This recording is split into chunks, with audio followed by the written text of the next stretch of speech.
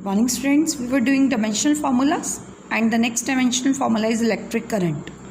देखिए हमने कुछ फंडामेंटल बेसिक फिज़िकल क्वांटिटीज़ की थी, उनमें से टेम्परेचर करंट भी कुछ थी। तो इलेक्ट्रिक करंट जो है वो भी ना मास है ना लेंथ है ना टाइम है, तो उसका डायमेंशनल फार्मूला क्या है m0 l0 t0 a1, ऐसा यूनिट क्या है ampere. Next is heat. Heat क्या है, एनर्जी की ही फॉर्म है। हीट जो है वार्मथ, सेंसेशन ऑफ वार्मथ को हम क्या बोलते हैं, हीट बोलते हैं। तो that is the form of energy, जो एनर्जी की ही फॉर्म है उसी को हीट बोलते हैं। तो एनर्जी का जो डायमेंशनल फार्मूला है वही हीट का है, ऐसा यूनिट भी सेम है। Next is latent heat. ये सारी टर्म्स एक एक करके आपको +1 में डिफरेंट चैप्टर्स में आती जाएंगी, तो अब जब करते हो तो उसके बाद तुम्हें याद रहता है।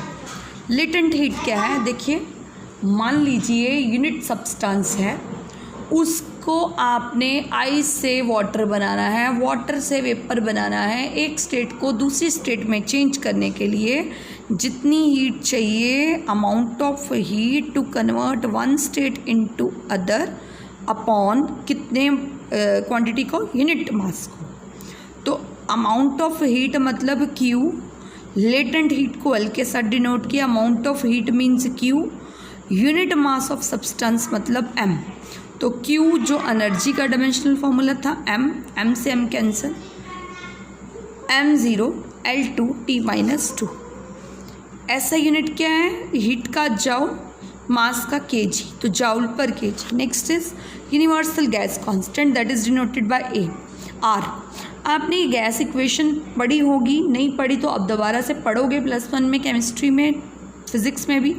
PV is equal to RT। P क्या है, प्रेशर है, V क्या है, वॉल्यूम है, R क्या है, गैस कांस्टेंट है, T क्या है, टेम्परेचर। तो R क्या आया, PV अपॉन T, प्रेशर का, वॉल्यूम का, टेम्परेचर का। सबको सॉल्व किया, सिंप्लीफाई किया। m1 l2 t-2, ये k ऊपर आ गया तो m1 l2 t-2 k की power -1। So this was the dimensional formula for gas, universal gas constant. Next is Avogadro's number. Avogadro's number क्या होते हैं, एक मोल में, एक मोल सब्सटेंस में कितने नंबर ऑफ मॉलिक्यूल्स हैं। नंबर ऑफ मॉलिक्यूल्स नंबर होंगे, तो ये हम क्या लेते हैं, डायमेंशनलेस क्वांटिटी है, क्योंकि नंबर ना मास होता है, ना लेंथ होता है, ना टाइम होता है। तो इनमें से कुछ भी डायमेंशनल क्वांटिटी नहीं है, तो it is a dimensionless quantity. तो ये मोल इन्वर्स होके नंबर तो एक कांस्टेंट टर्म है, तो पर मोल इसका ऐसा यूनिट है, Planck's constant. It is very important.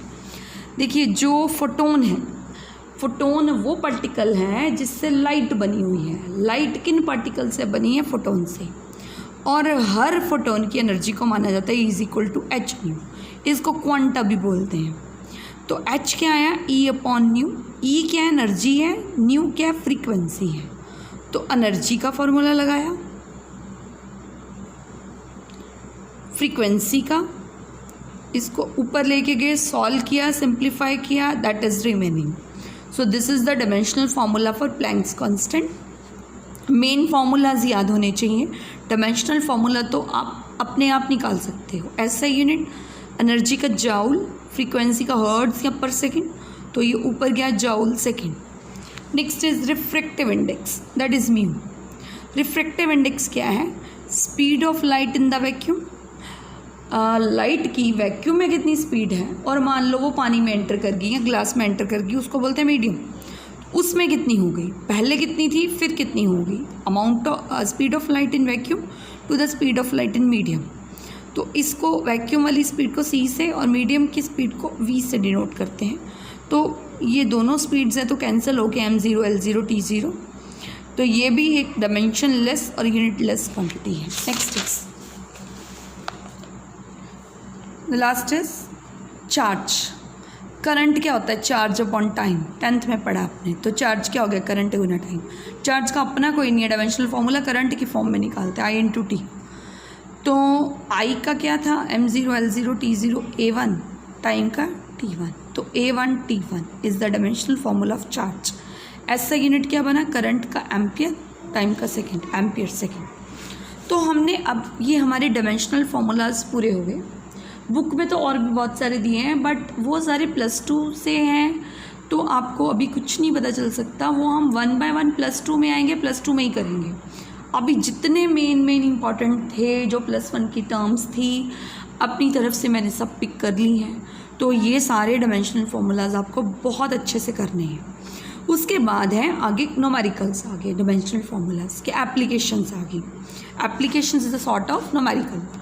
तो इसकी फर्स्ट टाइप है, कोई भी रिलेशन जो बने हुए हैं, इक्वेशंस पढ़ते हैं हम, v² - u² is equal to 2s, v is equal to u plus 80, s is equal to ut plus half 80²। इनकी एक्यूरेसी चेक करनी है, चेक करना है डायमेंशनल एनालिसिस से कि क्या ये करेक्ट हैं डायमेंशनली भी। तो मैंने पहला न्यूमेरिकल लिया, v² - u² is equal to 2s। हर एक का मतलब बता रखा है, v u इनिशियल वेलोसिटी है, v फाइनल वेलोसिटी है, डिस्प्लेसमेंट है, ये एक्सेलरेशन है। वैसे इनके यूजुअल मीनिंग्स ही होते हैं, किसी का कुछ आप नहीं जानते तो उनके मीनिंग्स दिए होंगे। सबसे पहले मैंने ली left side, v² - u², dimensional formula लगाया वेलोसिटी का, LT - 1 ऊपर स्क्वायर, LT - 1, स्पीड चाहे फाइनल है इनिशियल है सेम ही होगा, तो L2t - 2, L2t - 2। अब यहाँ पे मेन इम्पॉर्टेंट बात क्या है कि वेलोसिटी में से, वेलोसिटी के स्क्वायर में से वेलोसिटी का स्क्वायर माइनस करोगे तो क्या आएगा, वेलोसिटी का स्क्वायर ही आएगा।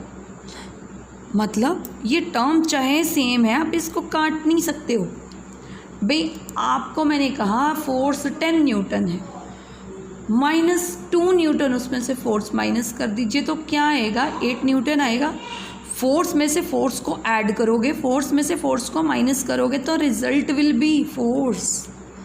तो सेम फिजिकल क्वांटिटी में सेम फिजिकल क्वांटिटी ही ऐड होती है या माइनस होती है, और उसका रिजल्ट भी क्या आता है, सेम फिजिकल क्वांटिटी आती है, बस उसकी क्वांटिटी चेंज हो जाती है। तो हम यहाँ पे डायमेंशनल फार्मूला में क्वांटिटी के साथ कंसर्न्ड नहीं है, we are concerned with only physical quantity, कि उसका स्क्वायर था, उसके स्क्वायर में से माइनस हुआ, तो ये ऐसे नहीं काट दोगे आप क्या लिखोगे दोबारा, फिर क्या आएगा, same physical quantity minus same physical quantity is equal to the same physical quantity. ये बात याद रखनी है, इसके बिना न्यूमेरिकल्स नहीं होंगे।